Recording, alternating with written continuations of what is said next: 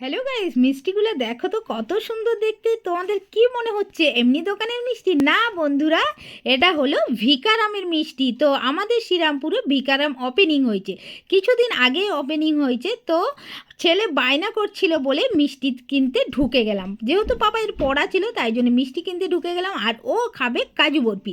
তো কাজু বরফি আমাদের চলে এলো, তোমরা দেখতেই পারে প্যাকেটিং করা। মানে আমি 250-র একটা প্যাকেট নেব, তো দামটা অনেকটাই বেশি। যাই হোক, ছেলে বায়না করছে, ওকে তো আমার খাওয়াতেই হবে। তারপরে দেখো চলে এলাম মেলাতে, মানে এই রাস্তা দিয়ে আমি বাড়ি ফিরবো, তাই জন্য আর কি। মেলা যেহেতু পথে পড়ছে সেহেতু মেলা দেখবো না সেটা তো হতে পারে না, তাই জন্য মেলা দেখে পর বাড়ি ফিরবো। এখানে একটু দেখে নিলাম এই বাচ্চাদের খেলাধুলা। এখন আর পাপাই এইসব জিনিস কেনার জন্যে বায়না করে না, আগে বায়না করতো, যেহেতু একটু বড় হয়ে গেছে এইসব জিনিস নিয়ে এখন আর ও খেলে না।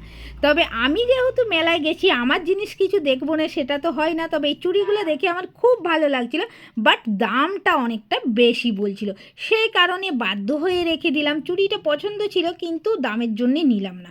এত দাম দিয়ে একবার দুবার পরবো, ভালো লাগলো না, তাই জন্য রেখে দিয়ে চলে এলাম। তো যাই হোক, চলো, মেলা গেছি মানে কিছু খাবো না সেটা তো হতে পারে না।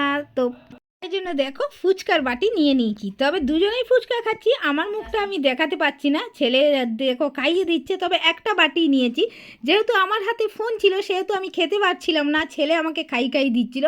তো ফুচকা খাওয়ার পরে এবার বাড়ি যাব। ছেলের তো একটার পর একটা বায়না হয়ে যাচ্ছে। যাই হোক, এখানে আমাদের মেলা দেখে শেষ বন্ধুরা, টাটা। তো আমি যতক্ষণে বাড়ি যাই, আর তোমরা চ্যানেলটাকে প্লিজ সাবস্ক্রাইব করে দাও।